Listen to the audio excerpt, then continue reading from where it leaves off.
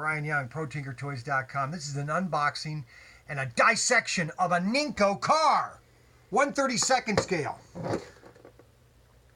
All right, so this is going to kind of give you an idea of what the inside of a NINCO car is.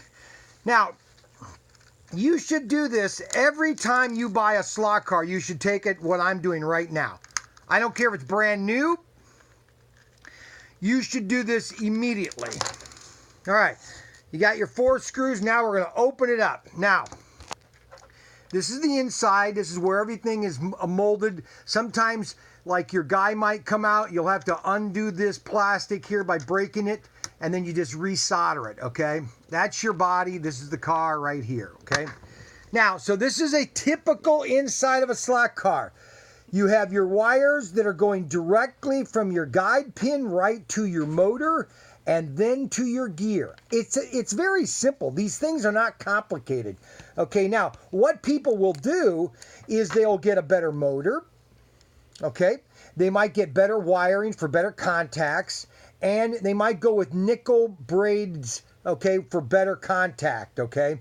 But this is your typical braid. Your braid will pop out. These will pop out here. See, now watch this. Okay, this is how you're going to get this off. See, you basically pull these out here like this. Okay, now that's your guide pin, and then you just pull your brush through. I don't want to pull it through because I don't want to have to spend the time putting it back in there. But these just pop in like this. This is what I told you about SCX. You can retrofit them till there be direct wire. Okay, so your guide pin just basically snips right in here like this. And this is where you want to, check your motor, make sure nothing's popped out. You want to oil this a little bit. You might want to oil your gears here, your pinions. But this is just a typical interior of a car, okay? There's nothing more complicated than this.